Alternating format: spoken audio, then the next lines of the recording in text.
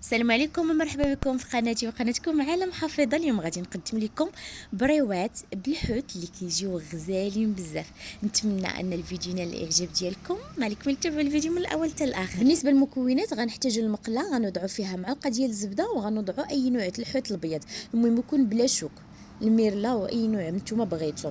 غادي نشحروا مزيان هذا الحوت هذا، غنضيفوا عليه شويه البزار شويه الملحه. بطبيعه الحال كنزيدوا شويه العافيه باش كيطلق داك الماء ديالو دغيا كيتحيد، ما كيبقاش لينا داك الماء. صافي غادي نشحروه مزيان وغادي نزولوا الحوت. غادي نضيفوا الكروفيت من طبيعه الحال حتى هو كنديروا معلقه ديال الزبده شويه ديال البزار، ما كنديروش الملحه بالنسبه للكروفيت لانه ديجا كيكون هو مالح، ما كنضيفوش ليه الملحه. صافي غنشحروه مزيان حتى هو على عافيه كتكون مجهده.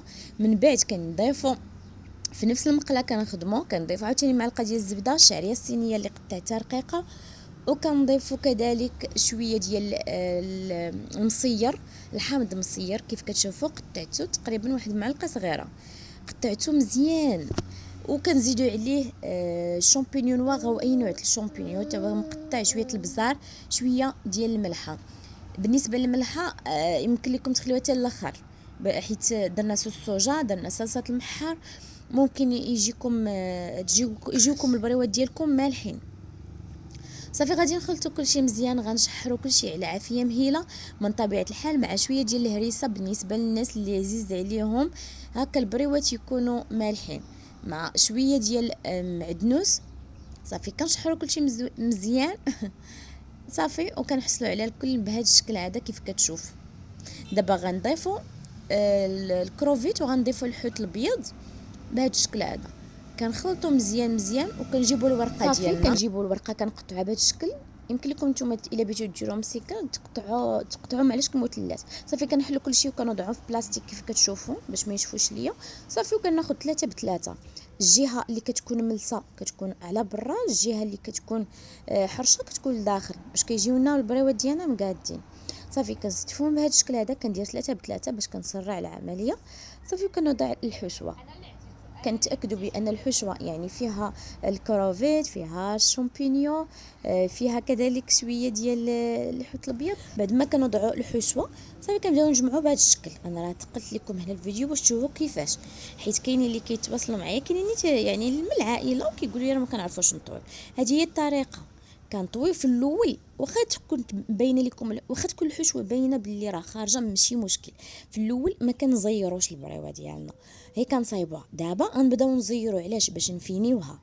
صافي كنبداو كما كتشوفوا كي كندير صبيعاتي، كنوضع واحد الصباع لداخل واحد الصباع على برا، كيف كتشوفوا في الفيديو كتبقاو متبعين كيتقادوا البريوات بهذا الشكل هذا.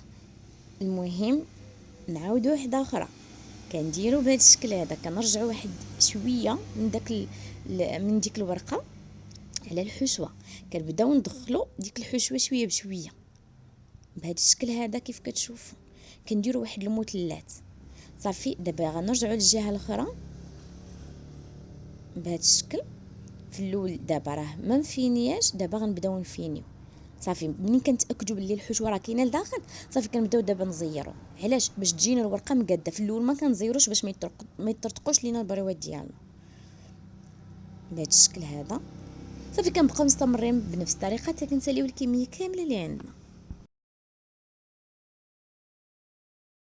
بعد ما كنساليوهم كاملين كنقطع بالمقص دوك الزوائد وكندهنوهم ببيض البيض وكندخلهم بهذا الشكل هذا لداخل كيف كتشوفوا في الفيديو بهذا الشكل هذا. وكنعاودوا نديروا بيض البيض كندهنوهم بالزبده، كندخلهم الفران يتحمروا، كنخرجوهم ونرشوا عليهم شويه ديال الفرماج الاحمر، وكنعاودوا ندخلوهم يتحمر، ماشي يتحمروا غير يذوب الفرماج، وكنزوقهم هكا بالكروفيت اللي كيكون ديجا طايب في الفران.